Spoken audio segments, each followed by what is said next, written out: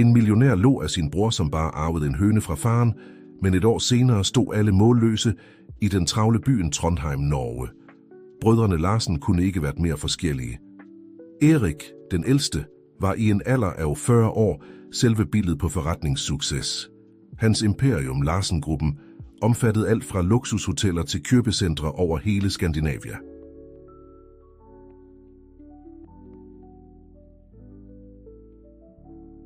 Med sin pletfrie dress og guldklokke var Erik selve billedet på magt og rigdom.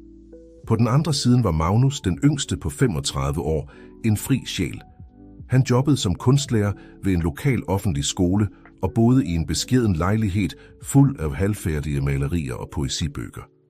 Hans slidte klæder og gamle cykel stod i stærk kontrast til brorens luksuriøse livsstil.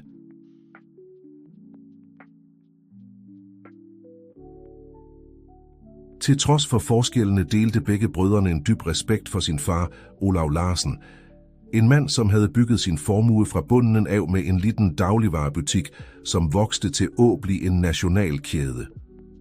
Olav havde altid prøvet at indprænte i sine sønner værdien af hardt arbejde og ydmyghed, selvom det virkede som om bare Magnus havde arvet disse kvaliteterne.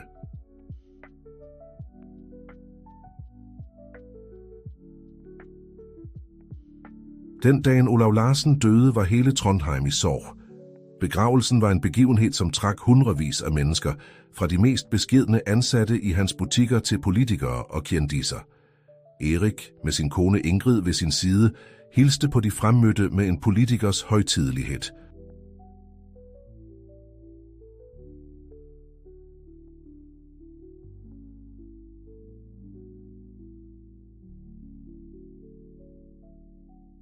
Magnus på sin side holdt se i et hjørne og trøstede sin mor fru Astrid og sin kæreste Sofia, en ung veterinær, som jobbede på et dyrehotel. 3 dage efter begravelsen samlede familien C på kontoret til notarius publicus, hr. Christian Berg, for oplæsningen af testamentet. Spændingen i rummet var til at tage og føle på.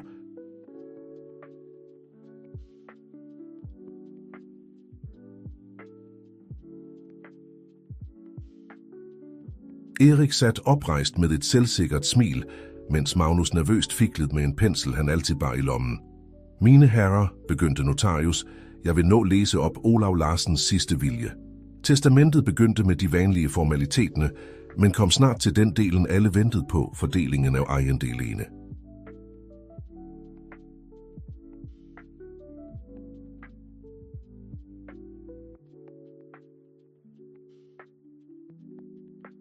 Til min ældste søn, Erik Larsen, læste notarius, efterlader jeg 80% af aktierne i Larsen Dagligvarer, samt ejendommene i Oslo, Bergen og Stavanger.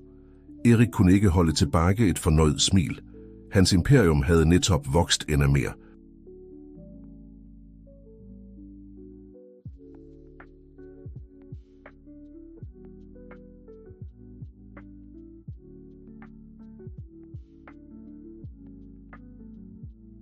Til min kære kone Astrid, fortsatte notarius, efterlader jeg vort hus i Trondheim og en livrente, som vil lade hende leve komfortabelt resten af sit liv. Fru Astrid nikkede med tårer i øjnene, taknemmelig for sin afdøde mands omtanke. Endelig kom turen til Magnus. Alle i rummet holdt pusten, specielt Sofia, som klemte kærestens hånd støttende.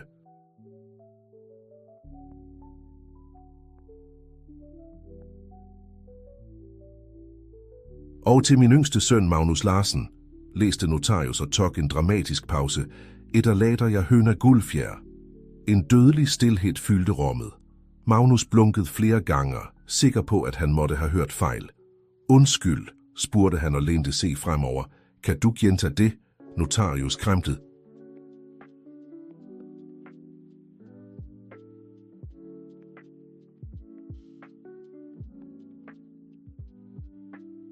Til Magnus Larsen efterlader jeg høna Guldfjer, som befinder sig i hønsegården ved vort hus i Trondheim. Erik var den første til at bryde stilheden med en højlydt latter. En høne? Det ser ud til, at far vidste nøjagtigt, hvor mye du er værd, lillebror, hånte han mellem latterkuglene. Magnus følte det, som om han havde fået et slag i magen.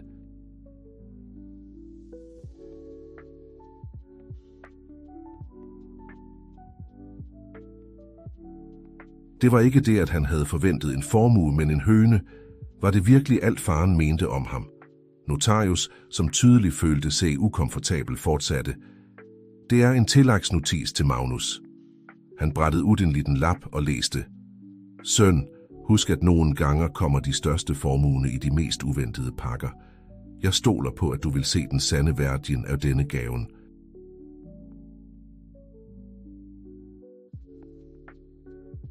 Med kærlighed, far. Magnus stirrede tomt ud i luften og prøvede at fordøje det, som netop havde sket. I mellemtiden var Erik allerede i gang med telefonen sin, sandsynligvis i færd med at koordinere, hvordan han skulle integrere sine nye anskaffelser i imperiet sit. Fru Astrid gik bort til sin yngste søn og omfavnede ham.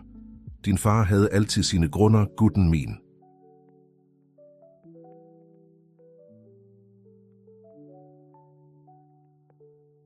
Stol på ham. Men Magnus kunne ikke undgå at føle sig forrådt og ydmyget. Han forlod notarens kontor med Sofia ved sin side, ignorerede de medlidende blikkene fra de tilstedeværende og de undertrykte latterkuglene fra Erik og Ingrid. Mens de gik langs de farverige brosteinsgatene i Trondheim, stoppede Magnus foran et vægmaleri, han selv havde malt for år siden.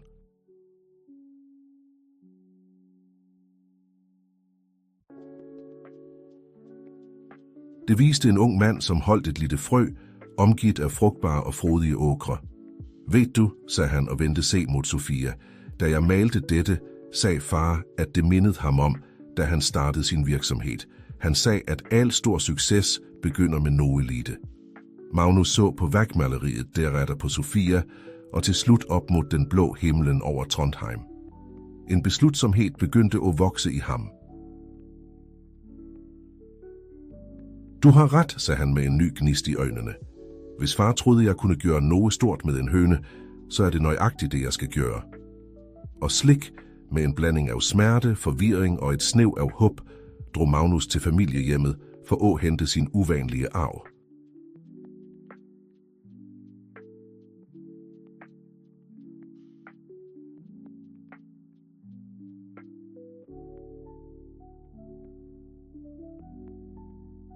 Det han ikke vidste var, at Guldfjer ikke var nogen vanlig høne, og at han var i færd med at begive sig ud på det mest ekstraordinære eventyret i sit liv. Solen var i færd med at gå ned over åsene rundt Trondheim, da Magnus ankom familiehjemmet. Hagen, som engang var fuld af latter og duften af grillmiddager på søndager, virkede noget underligt stille.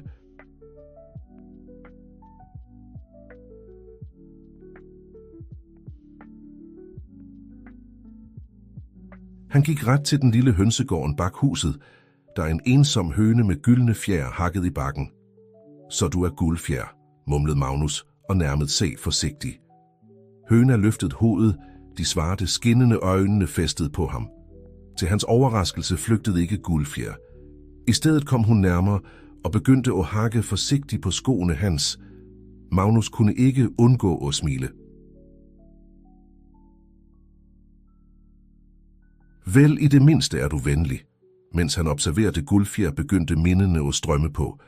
Han huskede, hvordan han som barn plejede at hjælpe faren med at mate hønene. Olav havde altid sagt, at det at tage vare på disse dyrene lærte ham ansvar og tålmodighed. Din bedstefar startede med en butik mindre end denne hønsegården, havde han sagt engang.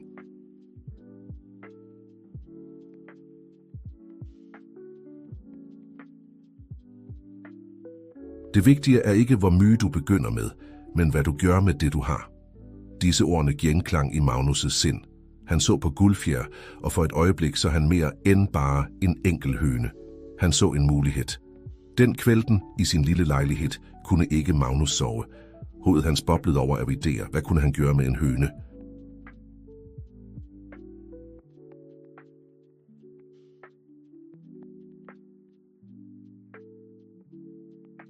Han søgte på internet om fjerkravl, produktion af økologiske æg og trender inden sund mat. Etter hvert som han læste, begyndte en idé at tage form. Trondheim, med sin voksende matscene og stadig mere helsebevidste befolkning, manglede en pålidelig kilde til virkelig økologiske og etiske fjerfeprodukter. Hvad om, mumlede han for sig selv, mens han febrilsk skriblede i skitsebogen sin.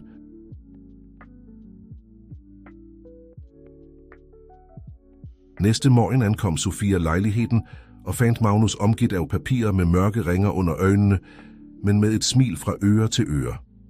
Jeg skal starte en økologisk gård, svarede han med en glød i øjnene, da hun spurgte, hvad som foregik. For men Guldfjer vil bare være begyndelsen. Se her, jeg har undersøgt. Det er et voksende marked for økologiske og etisk opdrættede fjerfeprodukter.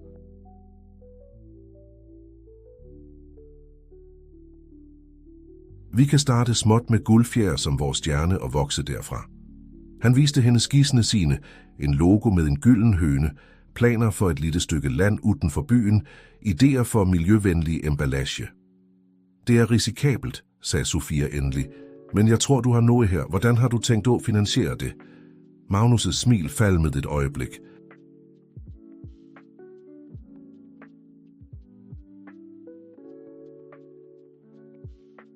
Vel, jeg har nogle sparepenge fra kunstundervisningen. Jeg har også noget sparet op, afbrød Sofia. Vi kan slå det sammen. Magnus så overrasket på hende. Sofia, jeg kan ikke bede dig om at risikere sparepengene dine på dette. Hun tog hånden hans. Du beder mig ikke om det. Jeg tilbyder det. Vi er et team, husker du?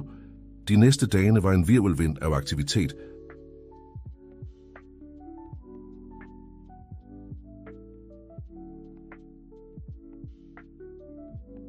Magnus og Sofia besøgte små jordstykker uden for Trondheim og fandt til slut en beskeden, men lovende tomt med et forfaldent lille hus, de kunne renovere. I mellemtiden havde Guldfjer slået se ned på den lille balkongen i Magnus' lejlighed og tiltrak se nysgerrige blik fra naboerne. Magnus udnyttede dette til at begynde at fortælle historien om sin uvanlige arv og sin vision om en etisk gård.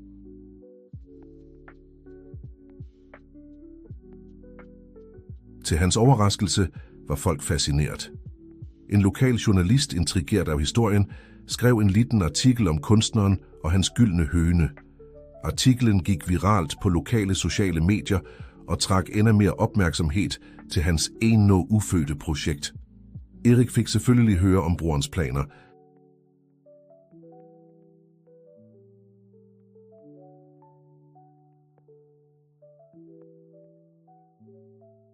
En eftermiddag, mens Magnus malte et skilt til sin fremtidige gård, modtog han en telefonsamtale. En hønsefarme? Eriks hånlige stemme lød i telefonen. Er du seriøs, Magnus? Hvorfor slutter du ikke at lægge bonde og kommer og jobber for mig?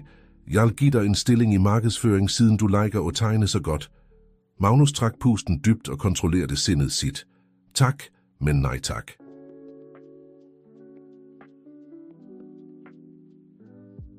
Jeg har mine egne planer. Som du vil, svarede Erik nedladende. Men når du mislykkes, og det vil du, ikke kom gråtende til mig. Samtalen endte og efterlod Magnus skælvende af sinde og tvivl. Hvad om Erik havde ret? Hvad om han begik en stor fejl?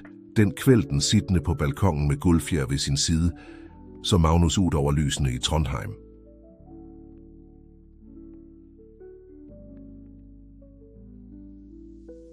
Byen med sine svingede gader og ærverdige bygninger syntes så viske til ham, at de største drømmene ofte fødes på de mindste stederne. Han strøg Guldfjer forsigtigt. Du og jeg skal vise dem alle, at de tog fejl, mumlede han. Vi skal bygge noget fantastisk. Guldfjer, som om hun forstod, slap ud et mygt kluk og krøb ind til ham.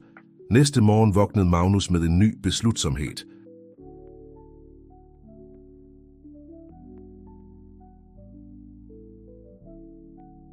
Han ringte ejendomsmæleren og lagde ind et bud på tomten, de havde set på. Det var risikabelt, men han følte, at det var på tide at tage spranget. Mens de ventede på svar, begyndte Magnus og Sofia at planlægge for alvor. De udformede en forretningsplan, undersøgte bedste praksis inden økologisk landbrug og dyrevelfærd, og begyndte at kontakte potentielle leverandører af økologisk får til fjerfe.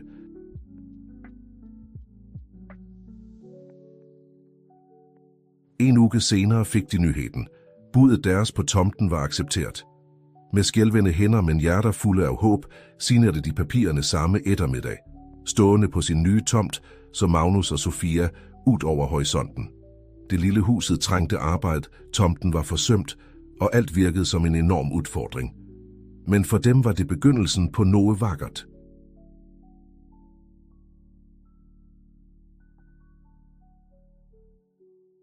Er du klar for dette? Spurgte Magnus og tog Sofias hånd. Hun klemte hånden hans og smilte.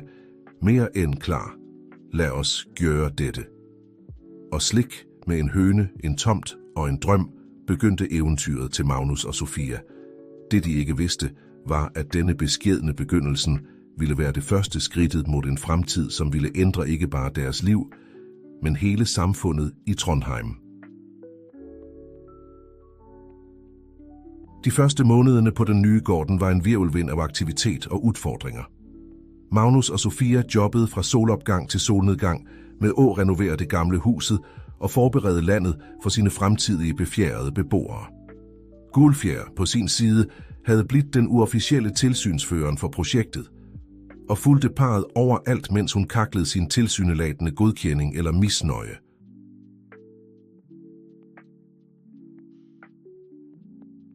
En eftermiddag, mens Magnus malte skiltet Gyldne Morgen økologisk gård ved indgangen til ejendommen, standsede en gammel pickup truck på grusvejen. Ud over den kom en ældre mand med værbit hud og grove hænder. God dag, hilste manden. Jeg er Peter Olsen, naboen deres fra gården bortenfor.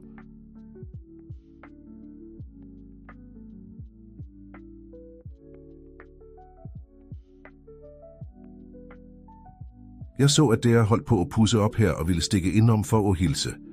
Magnus klatrede ned fra stien og håndhilste på Peter. Hyggelig at møde dig, Peter. Jeg er Magnus Larsen, og dette er kæresten min, Sofia Nielsen. Peter så se nysgerrig rundt. Så der skal drive med høner, ja? Det er ikke nogen enkel business, skal jeg sige der. Vi ved det, svarede Sofia, men vi tror på det, vi gør.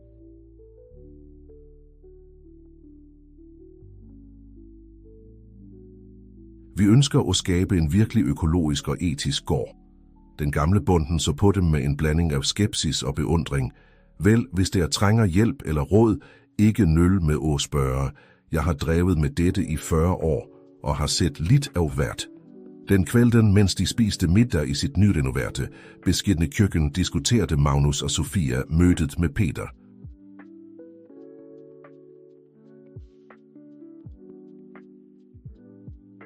Ved du, sagde Magnus, jeg tror, vi burde invitere Peter til at give os råd. Hans erfaring kunne være uvurderlig. Og slik med Peters hjælp og parrets entusiasme begyndte gården at tage form.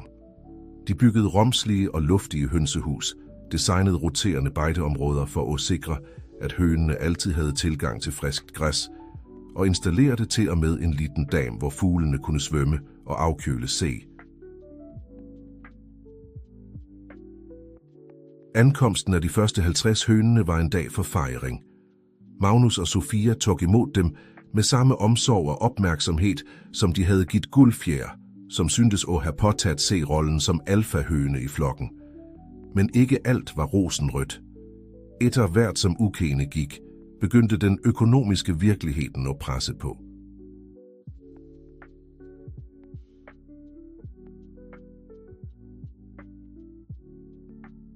Kostnaderne for økologisk for var høje, og selvom de allerede havde nogle lokale kunder, som købte æggene deres, var det ikke nok til at dække alle udgifterne.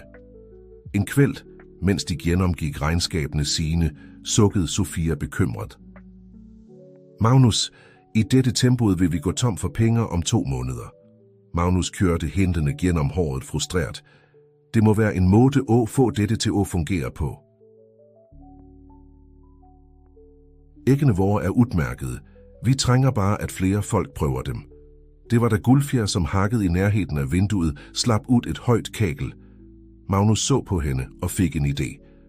Det er det, udbrød han. Gulfjer er vores stjerne, husker du? Folk elskede historien hendes.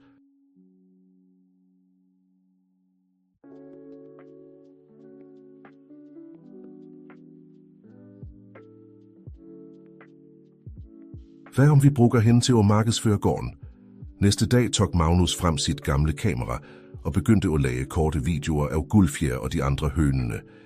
Han viste, hvordan de levede, hvordan de blev behandlet med kærlighed, og hvordan de producerede dejlige og næringsrige æg.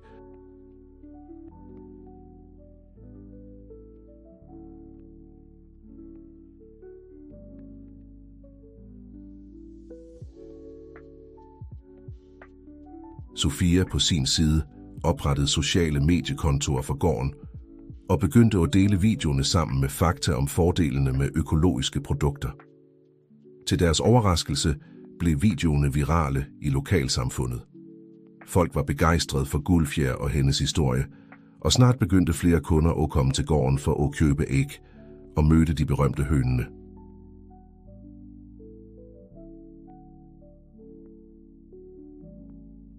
En dag, mens de betjente en gruppe besøgende, lagde Magnus mærke til en luksuriøs bil parkeret ved indgangen.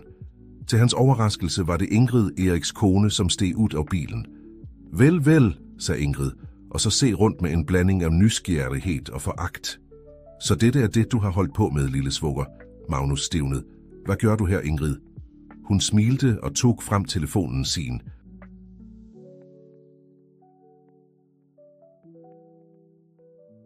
Jeg kom for at se, hvorfor alle i min sociale kreds snakker om disse velsignede egne. Til og med fylkesordførerens kone nævnte dem i vores sidste lunch. Til alles overraskelse accepterede Ingrid. Minutter senere smagte hun på en omelet laget med æg fra Gyldne Morgen. Jeg må indrømme, sagde hun til slut, at de er ganske gode.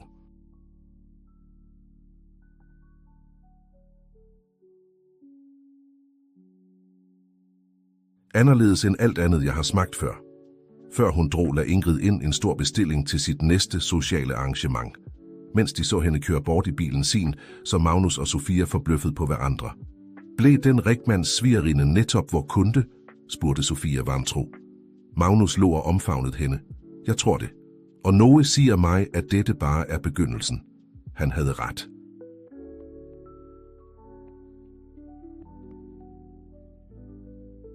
Ingrids ufrivillige godkendelse åbnede dørene til et nyt marked. Snart blev æg og kyllinger fra Gyldne Morgen et statussymbol blandt Trondheims mest eksklusive kretser. Efterspørgslen voksede så mye, at Magnus og Sofia blev tvunget til at udvide.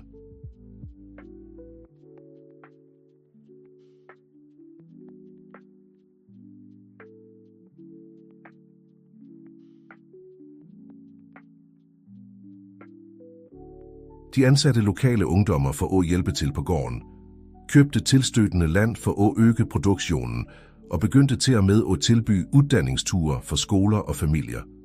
Et år efter, at eventyret deres begyndte, var Gyldne Morgen ikke bare lønsomt, men havde blivet en model for bærekraftig og etisk landbrug i regionen.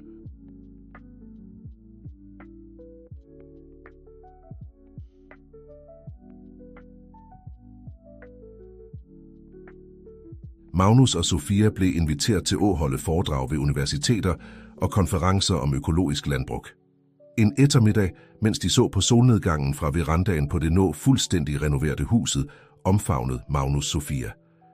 Kan du tro, hvor langt vi har kommet? Spurgte han, stemmen fuld af følelser. Ved du, sagde Magnus eftertænksomt, jeg tror, det er på tide at tænke på næste skridt.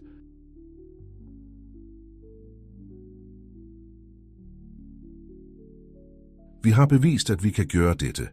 Hvad om vi udvider endnu mere? Vi kunne hjælpe andre bønder med at adoptere økologiske praksiser, skabe et netværk af etiske gårder over hele fylket. Sofia nikkede med tillid. Med dig ved min side er jeg klar for alt. Det de ikke vidste var, at successen deres ikke havde gået ubemærket hen for alle.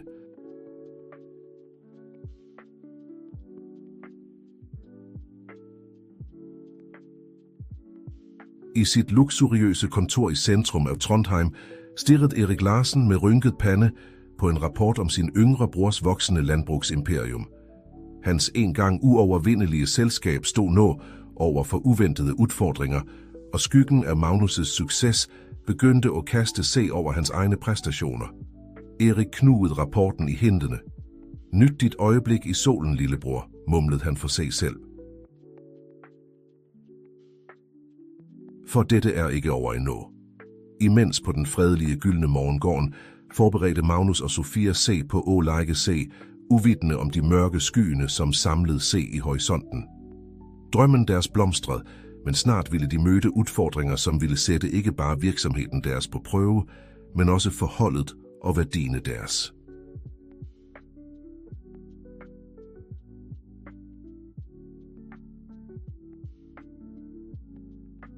Successen til Gyldne Morgen gik ikke upåagtet hen i Trondheims forretningsverden. Mens Magnus og Sofia koncentrerede sig om at udvide sin vision om etisk og bæredygtig landbrug, begyndte større kræfter at bevæge sig i skyggene. En solfyldt morgen, mens Magnus overvågede byggingen af et nyt hønsehus, modtog han et uventet telefonanråb.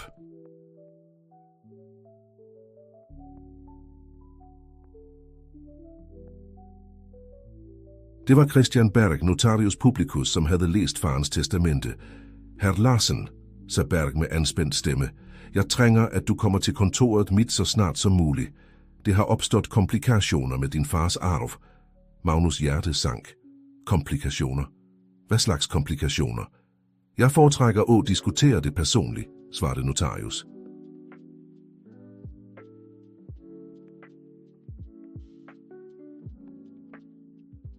Vær så snil at komme i ettermiddag, og det ville være klogt at tage med broren din også.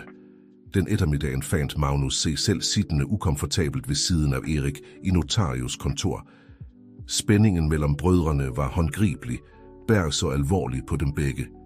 Mine herrer, det har opstået et problem med deres fars testamente.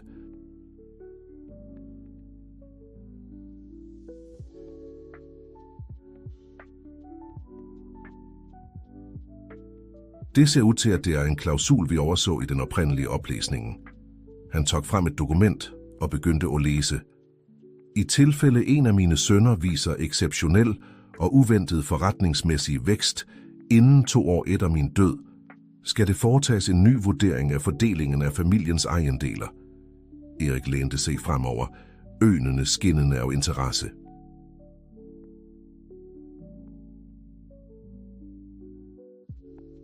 Og hvad betyder det nøjagtigt? Notarius sukkede. Det betyder, at givet den uventede successen til herr Magnus' foretag, må det gennemføres en ny evaluering af familiens ejendeler. Potentielt kan dette resultere i en omfordeling.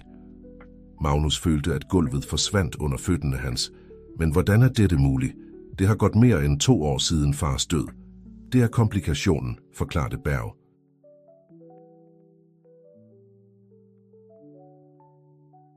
Klausulen var skjult i et dokument, som bare skulle afdækkes under visse betingelser. Disse betingelserne er nu opfyldt. Erik rejste sig rasende. Dette er latterligt. Jeg har jobbet hardt for at opretholde og udvide imperiet far etterlot mig, og nu fortæller du mig, at jeg kan miste alt på grund af en dum hønsegård. Magnus rejste sig også og konfronterede broren sin.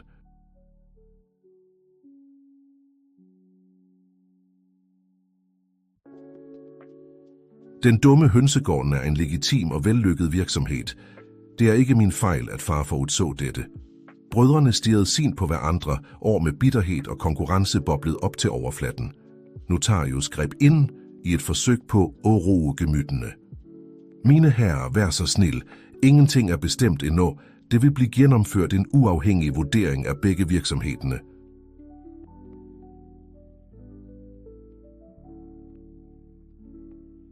Indtil da forbliver alt som det er. Den kvelden vendte Magnus tilbage til gården, hovedet hans spændt.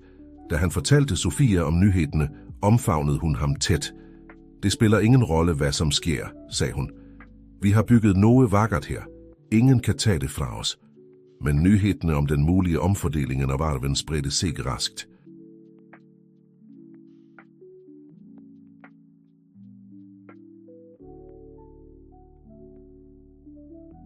Eriks investorer begyndte at blive nervøse, og rygter om ustabilitet i Larsen-gruppen begyndte at cirkulere.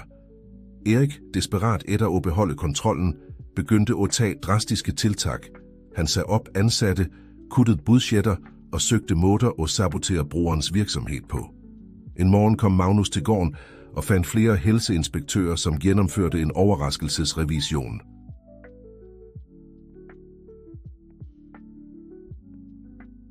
Selv om Gyldne Morgen opfyldte alle standarder, forårsagede inspektionen forsinkelser og bekymring blandt kunderne deres.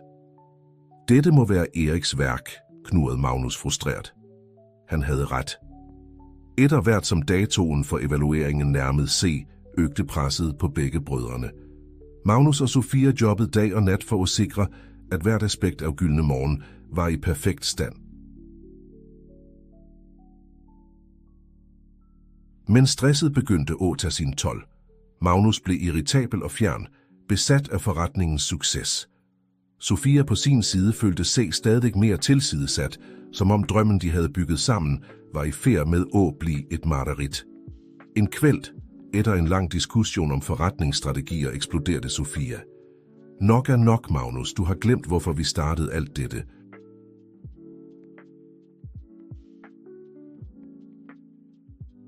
Det var ikke for pengene eller for at bevise noget for broren din.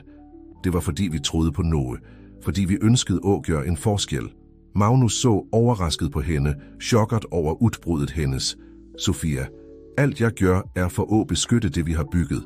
Til hvilken pris, spurgte hun med tårer i øjnene. Du er så besat af at vinde, at du glemmer at leve.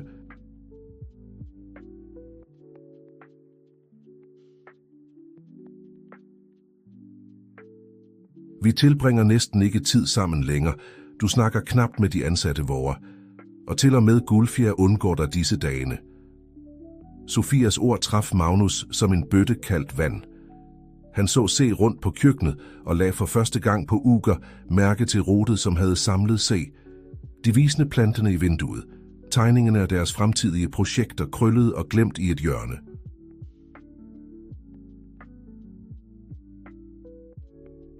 Du har ret, sagde han endelig, stemmen knækket. Jeg har gått mig bort i alt dette. Jeg er så lei mig, Sofia. De omfavnede hverandre, begge gråtende. Vægten af de sidste ugerne faldt endelig over dem. Vi trænger at huske, hvorfor vi startede, hviskede Sofia. Vi trænger at gå tilbage til vores rødder. Næste dag tog Magnus en beslutning. Han samlede alle ansatte på gården og snakkede fra hjertet. Venner, begyndte han. Jeg ved, at de sidste uger har været vanskelige. Jeg har været så bekymret for fremtiden, at jeg glemte det vigtigste, nutiden og menneskene, som gør alt dette muligt. Jeg vil, at dere skal vide, at uanset hvad som sker med denne evalueringen, er dere gyldne morgen.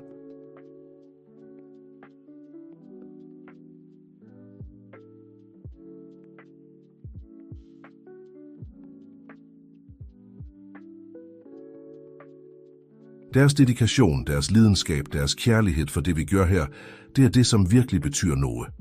De ansatte, rørt af Magnus' oprigtighed, svarede med spontan applaus. Stemningen på gården ændrede sig umiddelbart og vendte tilbage til den varmen og kammeratskabet, som altid havde kendetegnet dem. Imens i kontorerne til Larsen-gruppen kæmpede Erik med sine egne dæmoner.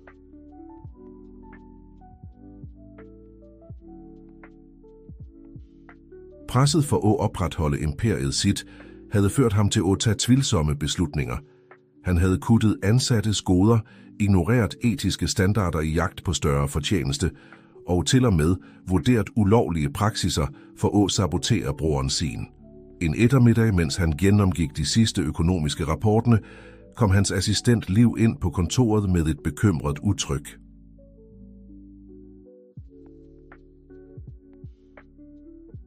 Herr Larsen, sagde hun, det er noget, du må se. Hun gav ham et netbræt med en viral video. I den så man Magnus snakke lidenskabeligt til sine ansatte, forklare sin vision om etisk og bæredygtig landbrug. Videoen afsluttede med billeder af gården, som viste lykkelige høner, smilende ansatte og fornøjede kunder. Erik stirrede på videoen. En blanding af følelser krydsede ansigtet hans.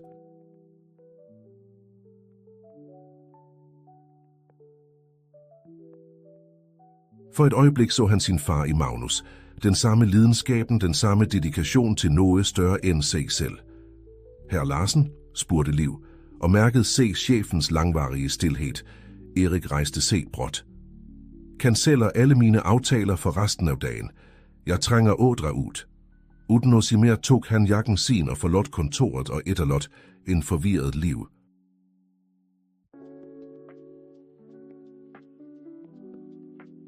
Mens han kørte målløst gennem gatene i Trondheim, fandt Erik sig selv i mindesbarndommen.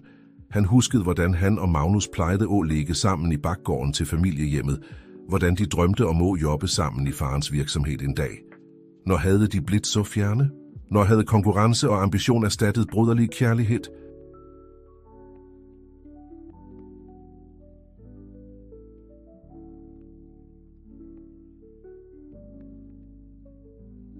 Uden at være klar over det, fandt Erik sig selv kørende mod udkanten af byen mod brorens gård. Da han ankom, så han Magnus ude på marken, omgivet af høner, læne mens guldfjer hakkede på skoene hans. I et øjeblik blev Erik siddende i bilen og observere.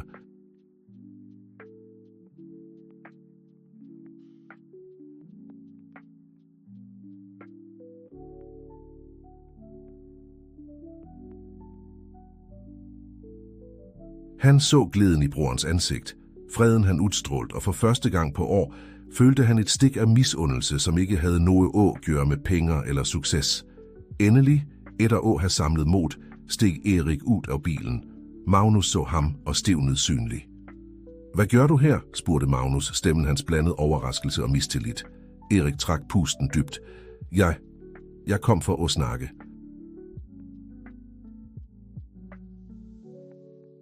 Uden advokater, uden forretninger, bare som brødre. Magnus stirrede på ham et øjeblik, søgte et af tegn på bedrag. Men alt han så, var sin ældre bror, som så mere sårbar ud, end han havde set ham på år. Greit, så han til slut. Lad os gå til huset.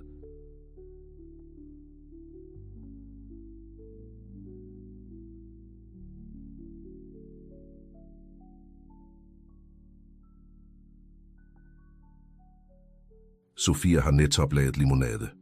Mens de gik mod huset, fulgte Guldfjer et af brødrene kaklende mygt, som om hun godkendte denne uventede vendingen af hændelserne. I gårds køkkenet, omgivet af duften af citron og mynte, satte brødrene Larsen ansigt til ansigt for første gang på år, ikke som rivaler, men som det de virkelig var. Familie.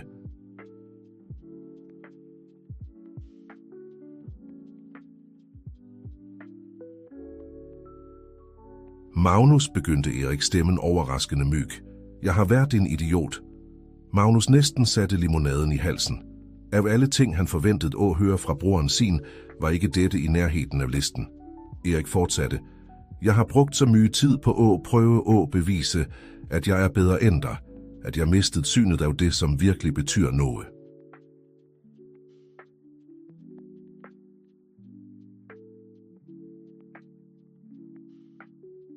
Far ville være stolt af dig, af det du har bygget her. Magnus følte en klump forme C i halsen. Erik, ja. Lad mig fuldføre, afbrød Erik. Jeg har gjort fejl. Mange fejl. Jeg har prøvet at sabotere virksomheden din. Jeg har presset mine ansatte til det ytterste. Alt i successens navn.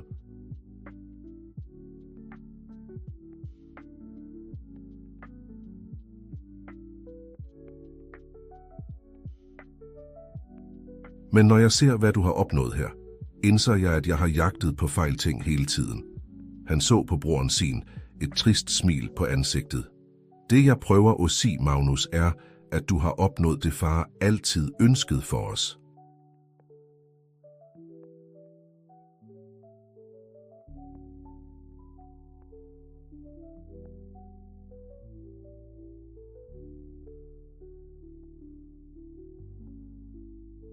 Ikke bare økonomisk succes, men en virksomhed med hjerte, med formål, noget som virkelig gør en forskel i folks liv. Magnus så på broren sin, virkelig så på ham for første gang på år. Han så trætheden i øjnene hans, bekymringsrynkene i panden. Erik, det er ikke for sent, vi kan fikse dette sammen. Erik ristede på hovedet. Nej, Magnus, du har bygget noget vakkert her.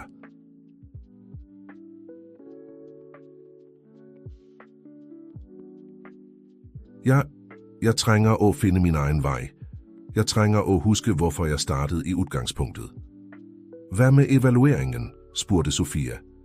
Den mulige omfordelingen af ejendelene. Erik rejste C og gik mod vinduet. Udenfor hakkede hønene lykkeligt i bakken, uvidende om det menneskelige dramaet, som udspillede C.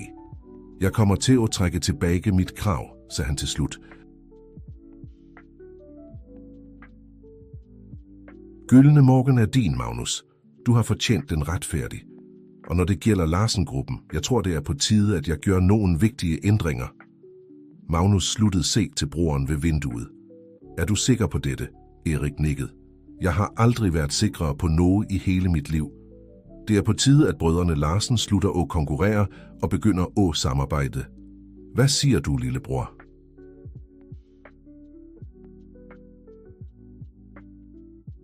Vil du give mig nogen råd om, hvordan jeg kan gøre selskabet mit mere etisk og bæredygtigt? Magnus smilte og følte, som om en enorm vægt blev løftet fra skuldrene hans. Det vil være en glæde, men på én betingelse. Hvilken? Spurgte Erik og hævede et øjebryn. At du kommer til middag hver søndag, som vi plejede at gøre, da vi var barn. Erik lå, en ægte latter, som Magnus ikke havde hørt på år. Aftale.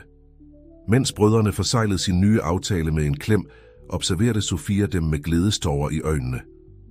Udenfor, som om hun følte ændringen i luften, slap Gulfjer ud et triumferende kakkel. Solen gik ned over Trondheim og badede gården i et varmt, gyldent skær. Det var begyndelsen på en ny æra for brødrene Larsen, en æra af samarbejde, delt formål og familie. Men mens denne stormen rodede se, var en anden i færd med å-forme se i horisonten. En, som ville sætte ikke bare Magnus og Sofias virksomhed på prøve, men selve værdierne, de havde bygget Gyldne Morgen på. En prøve, som ville kræve al deres styrke, opfindsomhed og kærlighed for at overvinde. Månederne, som fulgte brødrenes forsoning, var præget af vækst og velstand for Gyldne Morgen.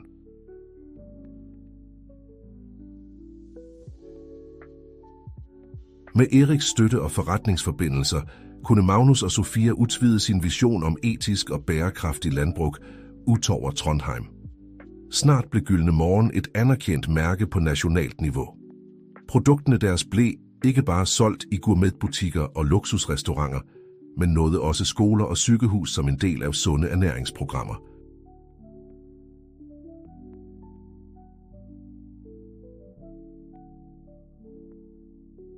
Magnus og Sofia fandt sig selv rejsende over hele Norge, holdt foredrag om bærekraftig landbrug og dyrevelfærd.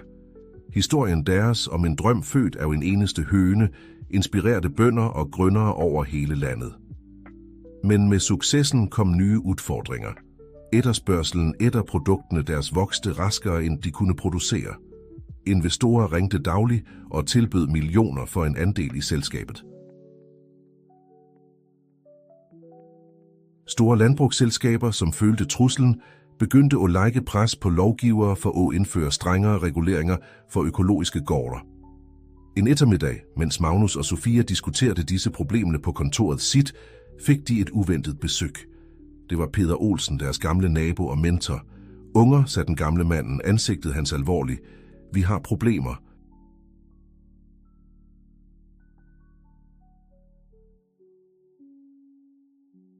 Store problemer. Peder viste dem et officielt dokument. Det var en ekspropriationsvarsel. Fylkeskommunen, som hævdede behovet for at bygge en ny motorvej, planlagde at tage ikke bare deler af Peders land, men også en betydelig del af Gyldne Morgen. Men hvordan er dette muligt, udbrød Sofia, mens hun læste dokumentet vantro.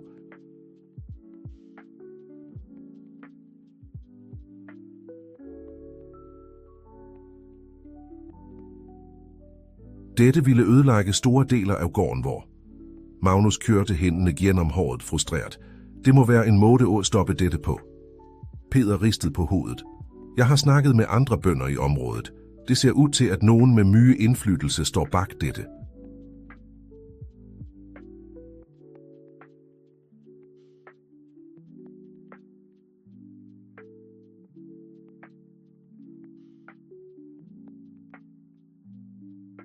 Det er ikke bare motorvejen, de snakker om et gigantisk udviklingsprojekt.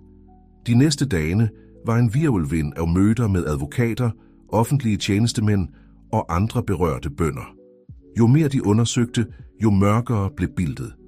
De opdagede, at bag motorvejprojektet stod et konsortium af selskaber, ledet af et firma kaldt Agrofremtid.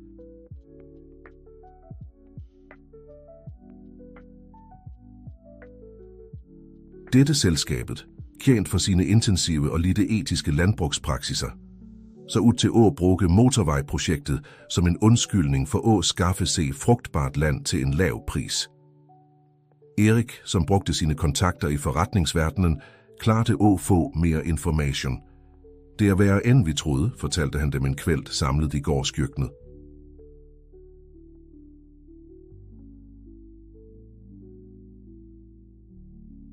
Agrofremtid vil ikke bare have landet. De ønsker at ødelægge den økologiske landbrugsbevægelsen i regionen. De ser på Gyldne Morgen som en trussel mod sin forretningsmodel. Magnus slog i bordet af frustration. Hvordan kan de gøre dette? Ser de ikke skaden, de vil forårsage? Og slik begyndte den vanskeligste kampen Magnus og Sofia havde mødt så langt.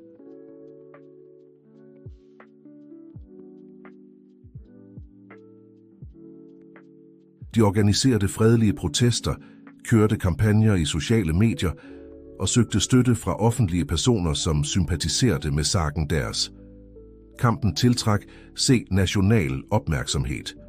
Journalister fra hele landet kom til Trondheim for at dække historien om de små bønder, som stod op mod et gigantisk selskab. Gyldne Morgen blev symbolet på modstand, men Agrofremtid satte ikke stille.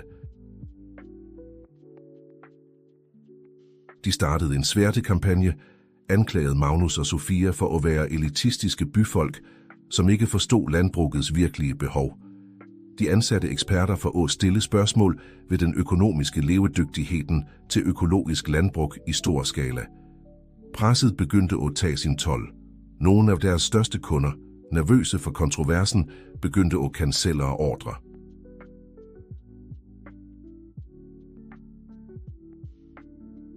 Banker, som sejtede usikkerheden om gårdens fremtid, nægtede at give mere kredit. En kvæld, efter nok en udmattende dag med interviewer og møder, fandt Magnus Sofia gråtende på verandaen. Sofia, sagde han mygt og satte sig ved siden af hende. Hvad er galt? Hun så på ham, øjnene røde og hovne. Hvad om vi tager fejl, Magnus? Hvad om alt dette er for stort for os?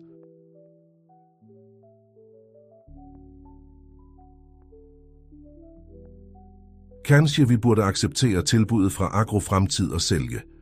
Magnus følte det, som om han havde fået et slag i magen. Sofia, du kan ikke mene det. Alt vi har bygget, alt vi har kæmpet for. Jeg ved det, afbrød hun, stemmen knækket. Men jeg er slitten, Magnus.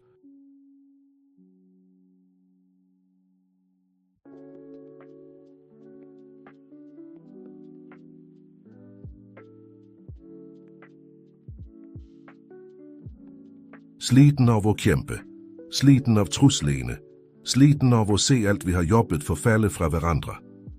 Magnus omfavnede hende tæt, følte vægten af sin egen tvil og udmattelse. Jeg forstår, kære.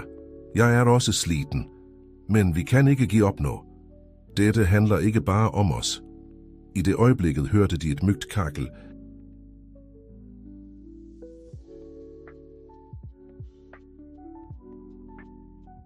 Gulfjer, høna, som havde startet alt, kom bort til dem og hakkede forsigtigt på fødderne deres, slik hun plejede at gøre, da de var nybegyndere i dette med gårdsdrift. Magnus smilte og strøk fjerne hendes. Du har ret, og så længe hun fortsætter at kæmpe, skal vi også gøre det. Den kvælden markerede et vendepunkt. Magnus og Sofia indså, at de ikke kunne vinde denne kampen alene.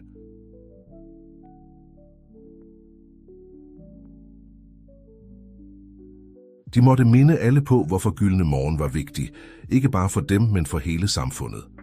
Næste dag kaldte de ind til et møde på gården. De inviterede alle, ansatte, kunder, naboer, til og med journalisterne, som havde dækket historien. Til deres overraskelse dukkede hundredvis af mennesker op og fyldte gårdens marker.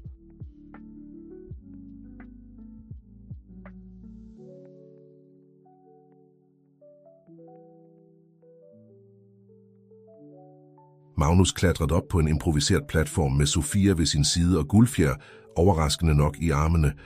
Mængden stilnet, ventende. Venner, begyndte Magnus, stemmen skælvendeligt. Mange af jer kender vor historie. Hvordan alt dette begyndte med en eneste høne og en gal drøm om at gøre ting anderledes.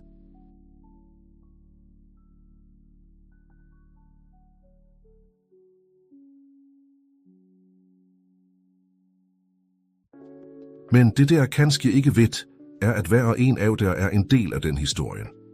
Han tog en pause og så ud over de ventende ansigtene. Hver og en af jer, enten ved at købe produktene vore, arbejde på markene vore, eller bare ved at tro på det vi gør, har hjulpet til med at bygge Gyldne Morgen. Vi er ikke bare en gård. Vi er et fællesskab, en familie. Mængden begyndte at mumle i enighed. Magnus fortsatte. Vi beder dig ikke om at kæmpe vores kamper. Vi beder dig om at kæmpe med os for en fremtid, der barna vore kan spise sund mat, der bøndene vore kan leve med værdighed, der jorden vor behandles med respekt. Ja, råbte nogen i mængden. Snart sluttede flere stemmer se til. Responsen var overvældende. Folk klappede, råbte, nogen gråt til og med.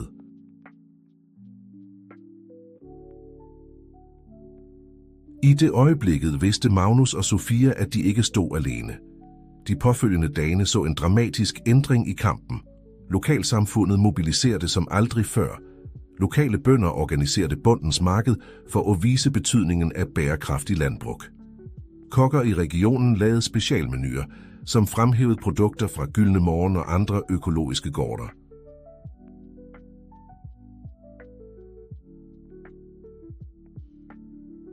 Studenter organiserede fredelige demonstrationer og kampagner i sociale medier. Historien om Gyldne Morgen blev viral på nationalt niveau. Kendiser og offentlige personer begyndte at tale mod agrofremtidsprojekt, presset på fylkeskommunen for at revurdere ekspropriation øgte. I mellemtiden brugte Erik sine forretningsforbindelser til at undersøge agrofremtid nærmere. Det han opdagede var chokerende.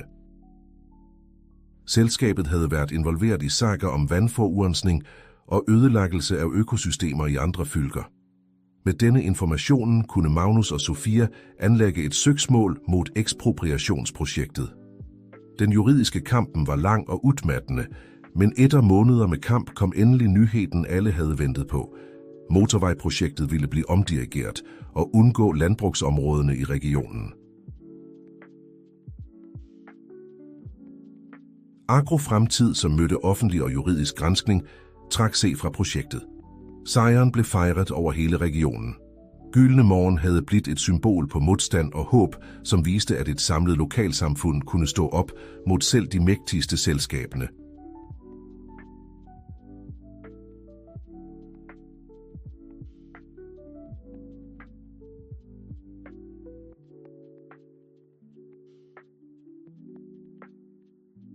Den kvelden, mens gården fyldtes med musik og latter fra fejringen, snikker Magnus og Sofia se bort til den gamle lågen, da alt havde begyndt. Gulfjer fulgte efter dem som altid. Kan du tro alt, som har sket? Spurgte Sofia og lendte hovedet mod Magnus' skulder. Han smilte og omfavnede hende.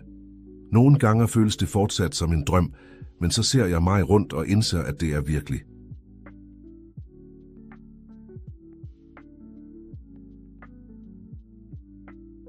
Vi klarede det, Sofia. Vi klarede det sammen, korrigerede hun. Alle sammen. Gulfjer kaklede mygt, som om hun var enig. Magnus bødede se ned for at strykke hende. Og alt takket være dig, gamle ven. Hvem skulle troet, at en høne kunne ændre så mange liv? Mens de så solnedgangen fra låvedøren, følte Magnus og Sofia en dyb følelse af fred og mening.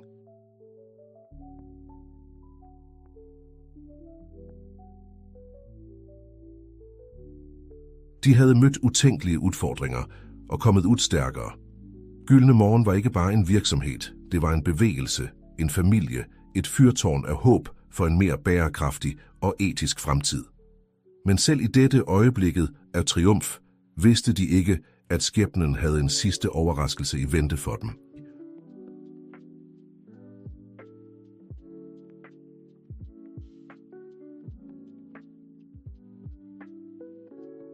En afsløring, som for altid ville ændre deres forståelse af Olav Larsens arv og den sande hensigten bag den mystiske høna Gulfjer. Måneder efter sejren mod agrofremtid havde Gyldne Morgen blivet en internationalt anerkendt model for bæredygtig landbrug.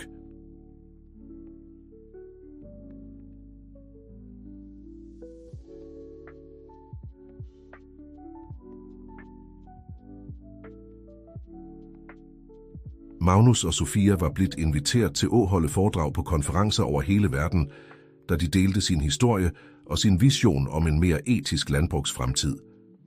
En solrig søndags eftermiddag samlede Larsen-familien se på gården for sit traditionelle familiemåltid.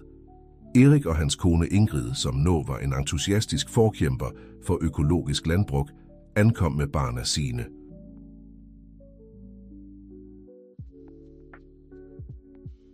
Fru Astrid, Magnus og Eriks mor præsider ved bordet med et stolt smil, mens de nød et festmåltid tilberedt med gårdens produkter. Magnus lagde mærke til, at moren hans så uvanligt tankefuld ud. "Mamma, er alt i orden?" spurgte han bekymret. Fru Astrid smilte hemmelighedsfuldt. "Ja, min kære."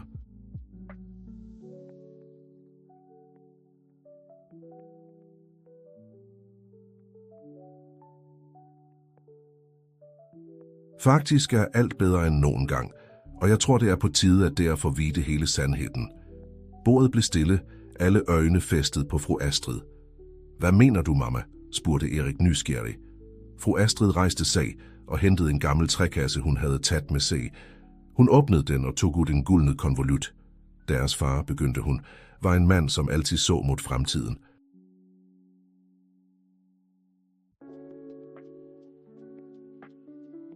Han så ting, andre ikke kunne se, og han havde en plan. En plan, som begyndte for mange år siden. Hun åbnede konvolutten og tog ud et brev. "Dette er et brev, faren der skrev, før han døde. Han bad mig om at give det til dere, når tiden var inde."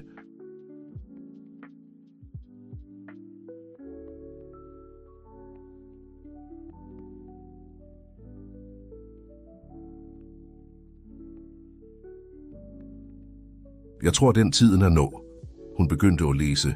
"Mine kære sønner, hvis det jeg læser dette, betyder det, at planen, jeg satte i gang for så mange år siden, endelig har båret frugter. Erik, Magnus, hver af dere modtog en arv, som virkede uretfærdig eller mærkelig på den tiden. Men det var netop hensigten.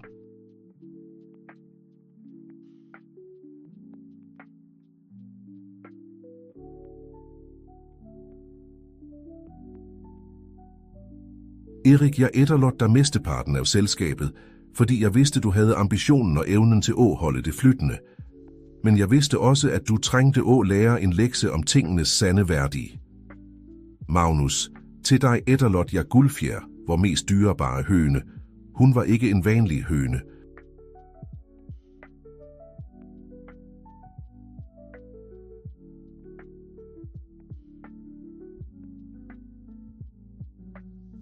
Guldfjer er resultatet af år med selektiv AVL, designet for at producere exceptionelt næringsrige æg og for at være modstandsdygtig mod sygdommer. Men mere end det, Guldfjer var et symbol, et frø til forandring. Ser der, for mange år siden indså jeg, at vort landbrugssystem var ødelagt. Den hensynsløse jagten på profit ødelagde jorden vor og forgiftede maten vor. Jeg vidste, at en ændring var nødvendig, men jeg vidste også, at den ændringen ikke kunne komme fra mig eller min generation. Jeg trængte, at dere, mine sønner, skulle opdage det selv. Jeg trængte, at en af dere skulle bygge noget nyt, noget bedre fra bunden af. Og jeg trængte, at den andre skulle lære værdien af ydmyghed og vigtigheden af et formål større end penge.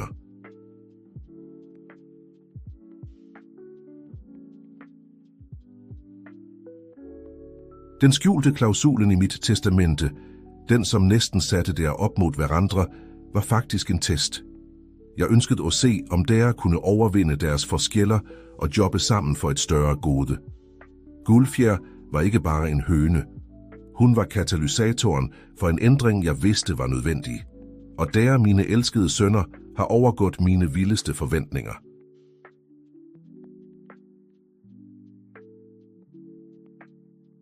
Magnus, du har bygget noget vakkert og meningsfuldt med Gyldne Morgen. Du har bevist, at etisk og bærekraftig landbrug ikke bare er mulig, men nødvendig. Erik, du har lært, at sand succes ikke måles i kroner, men i den positive indvirkning, du har på verden rundt dig. Sammen har dere skabt en arv, jeg er umådelig stolt af. En arv af innovation, omsorg for jorden, vor og vore mennesker og familie.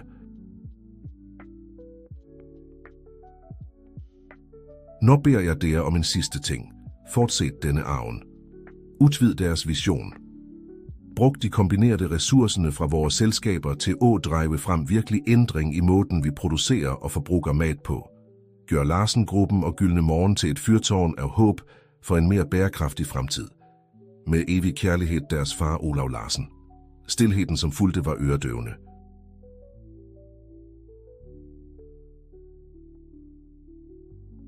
Erik var den første til at bryde den. Far, hele tiden, sagde han med skælvende stemme. Far havde en plan, og vi fuldførte den uden at vide det engang.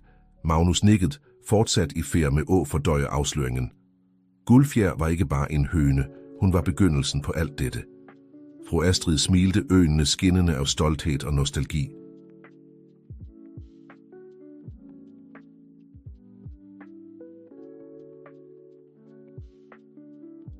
Deres far plejede altid at sige, at hans sønner ville gøre store ting. Men jeg tror ikke engang, han forestillede sig, hvor store de ville blive.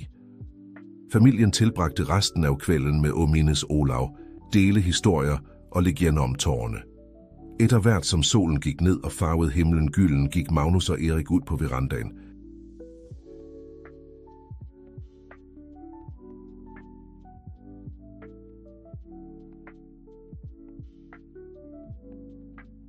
Og nå da, lillebror, spurgte Erik, og så ud over markerne til gyldne morgen. Magnus smilte, et glimt af beslutsomhed i øjnene. Nå opfylder vi fars sidste ønske. Vi tager dette videre. Vi ændrer verden et æg om gangen. Erik lå og klappede broren på skulderen. Jeg liker, hvordan det høres ud.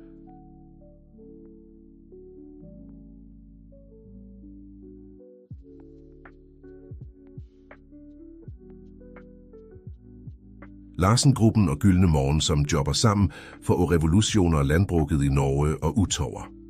Mens brødrene diskuterede sine planer for fremtiden, dukkede Guldfjer op, fuldt af en ny generation kyllinger. Hun stoppede foran Magnus og Erik, og så på dem med det, som næsten så ud som godkendelse. Ved du, sagde Magnus og bødede se ned for at stryge Guldfjer.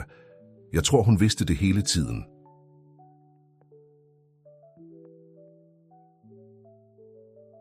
På en eller anden måde har hun vejledet os fra begyndelsen. Erik nikkede, et smil formet se på ansigtet hans. Vel, der er det bedst, vi fortsætter at lytte til hende. Trods alt ser det ud til, at høner er klokkere, end vi troede. Brødrene lå, lyden af deres glæde blandede sig med kaklingen fra hønene og den mygge susing af vinden over markene.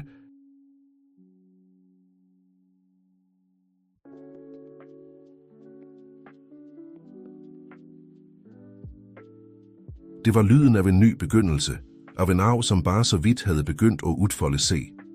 I årene, som fulgte, blev Gyldne Morgen og Larsen-gruppen ledere i en landbrugsrevolution i Norge. Sammen udviklede de ny teknologi for bærekraftig landbrug, oprettede støtteprogrammer for småbønder og etablerede højere standarder for dyrevelfærd i matindustrien.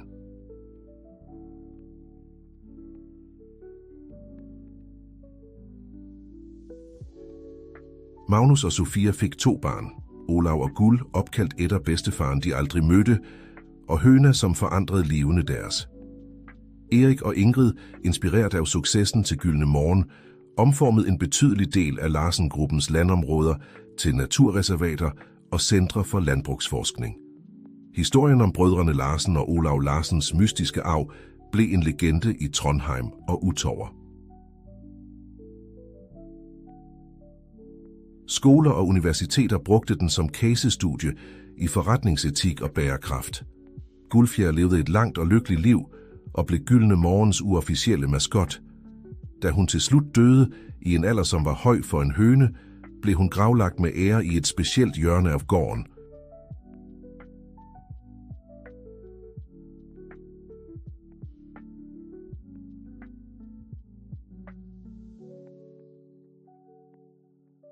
På hendes gravsted blev det rejst en liten bronzestatue med en plate, som lød: Her hviler Guldfjer, høna, som ruede ud en drøm og forandrede verden.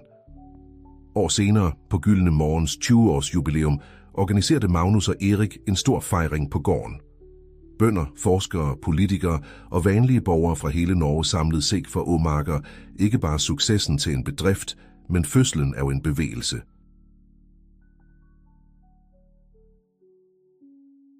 Under fejringen gik Magnus op på scenen, med Sofia ved sin side og Erik ikke langt unna.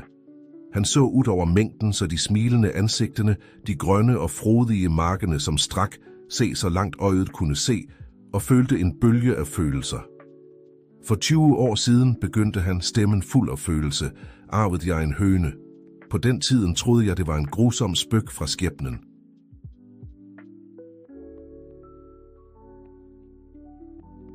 Når ved jeg, at det var den mest værdifulde gaven, jeg kunne have fået. Han tog en pause, øjnene skinnende af tilbageholdte tårer. Den høne af Guldfjer gav mig ikke bare et formål. Hun lærte mig værdien af udholdenhed, vigtigheden af etik i forretninger og den transformerende kraften i en del drøm. Erik sluttede se til dem på scenen.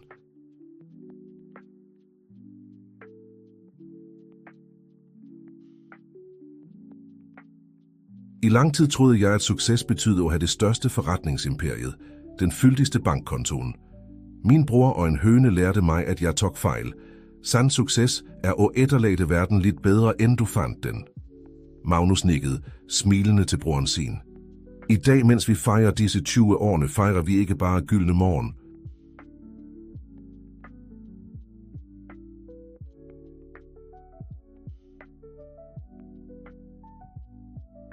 Vi fejrer en ændring i måden, vi ser på landbrug, mat og vort forhold til jorden, som nærer os. Vi fejrer vor fars vision, som plantede frøet til alt dette, og vi fejrer hver og en af dere, som har været en del af denne utrolige rejsen.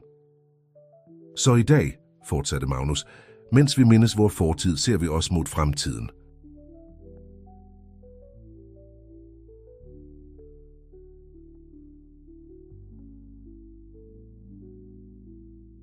En fremtid, hvor hver gård er en gyldne morgen, hvor hver bonde er en forvalter af jorden, hvor hvert måltid er en fejring af liv og bærekraft.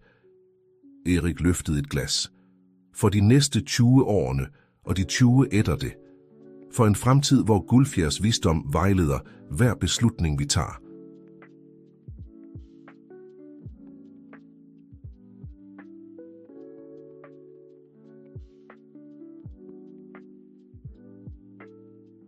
For en verden, hvor hvert frø, som plantes, er et løfte om en bedre morgendag. Mængden brød ud i applaus og jubel, mens solen gik ned over gården og badede alt i et varmt, gyldent skær. Magnus så se rundt. Han så sin familie, sine venner, samfundet, de havde bygget. Han så de frodige markerne, de lykkelige hønende arven, de havde skabt.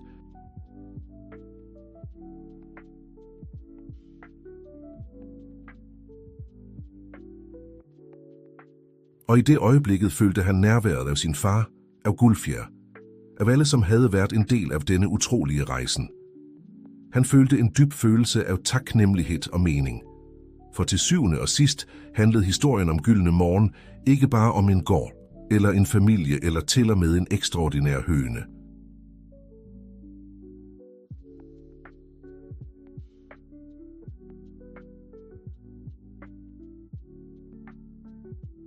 Det var en historie om kraften i drømmer, styrken i broderlig kærlighed og menneskets evne til at skabe positiv ændring, når det våger at forestille sig en bedre verden. Mens festen fortsatte rundt ham, tillod Magnus se et øjeblik af stille refleksion. Han tænkte på alle livene, de havde berørt, på alle menneskene, som nå havde tilgang til sundere, mere bærekraftig mat.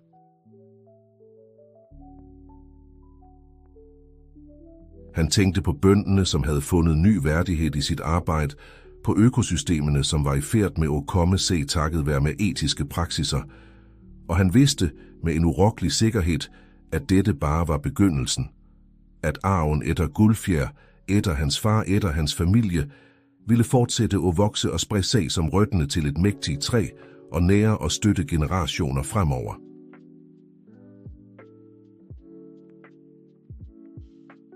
For nogle gange begynder de største revolutionerne med de mindste tingene.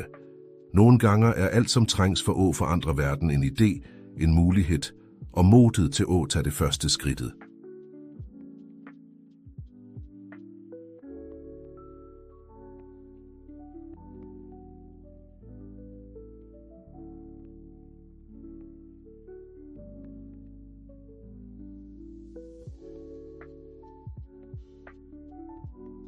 Og nogle gange kommer den muligheden i den mest uventede formen, som en høne ved navn Guldfjer, hvis kakling ville genlyde gennem generationer og minde os alle om, at selv fra de mest ydmyge begyndelser kan de største drømmene blive født. Etter hvert som årene gik, fortsatte Gyldne Morgen at vokse og udvikle sig.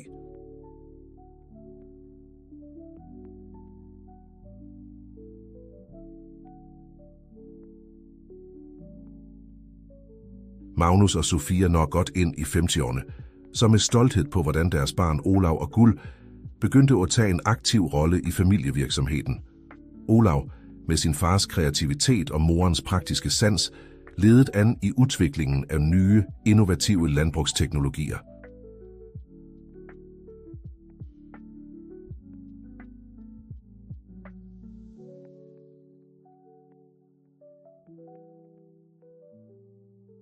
Guld på sin side havde arvet sin onkel Eriks forretningssans og brugte den til at udvide Gyldne Morgens rækkevidde, ikke bare i Norge, men også internationalt. Erik, nå en respekteret figur i bærekraftig næringsliv, havde transformeret Larsen-gruppen til et ledende selskab inden grøn teknologi og bærekraftig udvikling.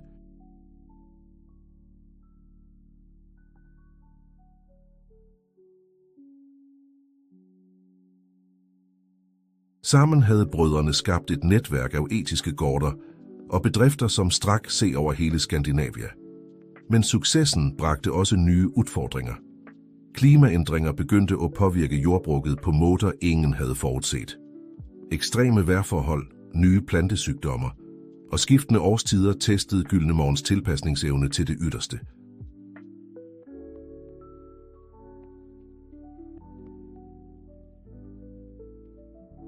En varm sommerdag samlede familien sig på gården for at diskutere fremtiden. Magnus sat på verandaen, omgivet af sin familie og nære medarbejdere. Guldfjers statue glitrede i solskinnet, en konstant påmindelse om deres ydmyge begyndelse og vedvarende opdrag. Vi står over for udfordringer, som vor far aldrig kunne have forudset, begyndte Magnus.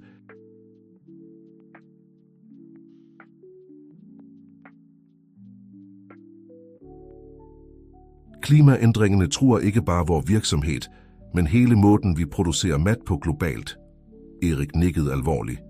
Vore forskere rapporterer, at hvis nåværende trender fortsætter, kan store deler af verdens dyrkbare land blive ubrugelige inden få 10 år.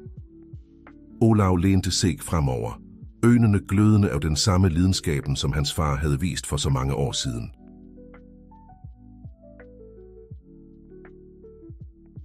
Men det er der, hvor styrke ligger, ikke sandt? Vi har altid været innovative, altid set muligheder, der andre så hindringer. Guld fortsatte tankegangen. Tænk på det. Vor bedstefar så potentiale i en enkelt høne. Vi har ressourcerne og kundskaben til at gøre noget virkelig revolutionerende. Sofia smilte stolt over sine barns indsigt. Det har ret.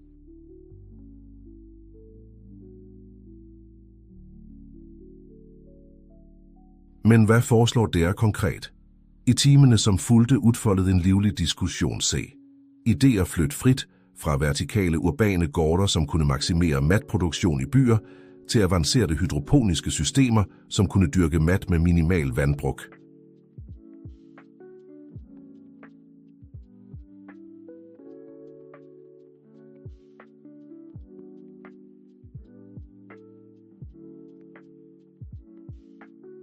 De diskuterede muligheden for at bruge kunstig intelligens til at optimalisere avlinger og ressourcebrug, og hvordan de kunne implementere regenerative landbrugspraksiser for at genoprette skadet jord.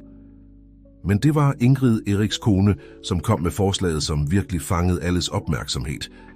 Hvad om vi tager Gyldne Morgen-modellen globalt, foreslog hun.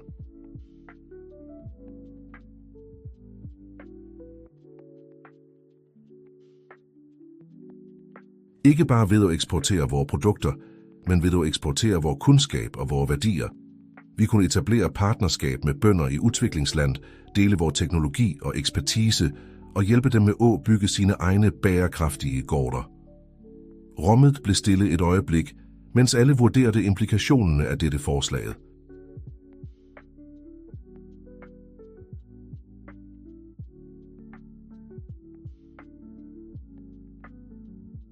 Magnus var den første til at bryde stilheden.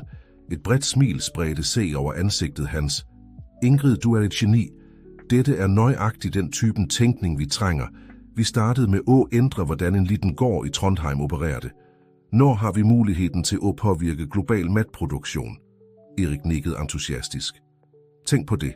Gyldne morgengårder i Afrika, Asia, Sydamerika.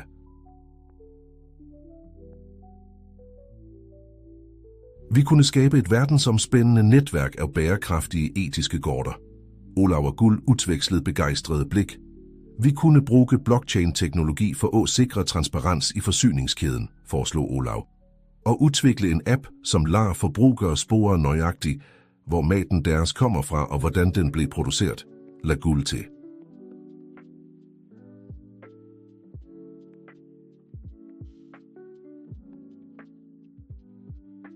Etter hvert som diskussionen fortsatte, begyndte konturerne af en ambitiøs global plan at tage form.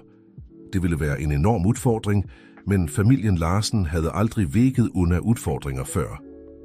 Da solen begyndte at gå ned, rejste Magnus sig og gik bort til Guldfjers statue. Han strøg forsigtigt over den blanke bronzen et taknemmeligt smil på læbene.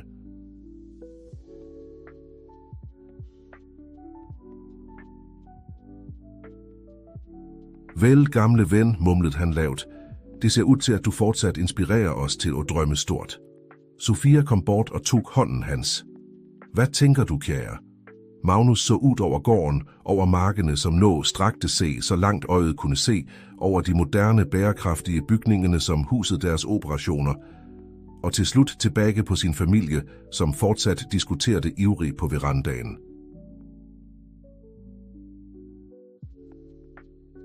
Jeg tænker på, hvor langt vi har kommet, sagde han mygt. Og hvor utroligt det er, at alt dette startede med en eneste høne og en gal drøm. Sofia klemte hånden hans. Og nå er vi i færd med at tage den drømmen til hele verden. Magnus nikkede, øjnene skinnende og beslutsomhed og håb. Ja, det er vi, og ved du hvad? Og?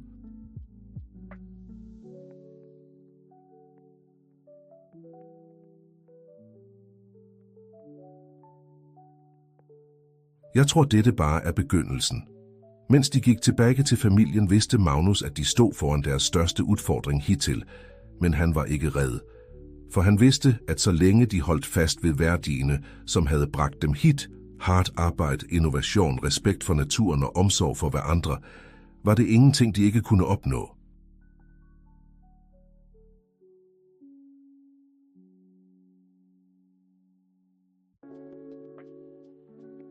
Gyldne Morgen havde startet som en lille gård i Trondheim. Nå var den i færd med at blive et globalt symbol på håb og bærekraft. Og alt takket være en høne ved navn Guldfjer, som havde lært dem, at de største drømmene ofte kommer fra de mest uventede steder. Idet natten faldt på, og stjernene begyndte at tændes over Gyldne Morgen, vidste Magnus, at deres historie var langt fra over.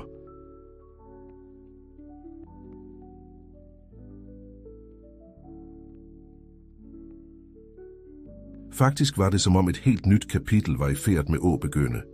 Et kapitel, som ville bringe deres vision om bærekraftig, etisk matproduktion til hele verden. Og mens han så på sin familie, sin kone, sine barn, sin bror og svigerinde, følte Magnus en dyb taknemmelighed. For arven efter Olav Larsen levede videre, stærkere end nogensinde i hver enkelt af dem.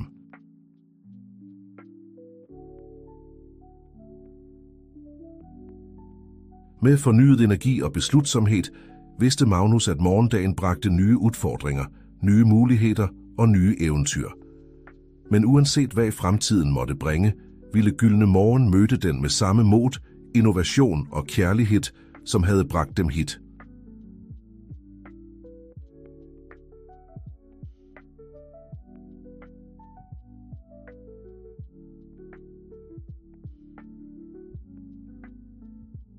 For i hjertet er jo alt de gjorde, fra den mindste kylling til deres mest ambitiøse globale projekter, lå den enkle sandheden Guldfjer havde lært dem for så mange år siden, at med tålmodighed, omsorg og tro, kan selv det mindste frø vokse til noget ekstraordinært. Og slik med lyden af fjerne høner, som kaklede mygt i baggrunden, afsluttede nok en dag på Gyldne Morgen.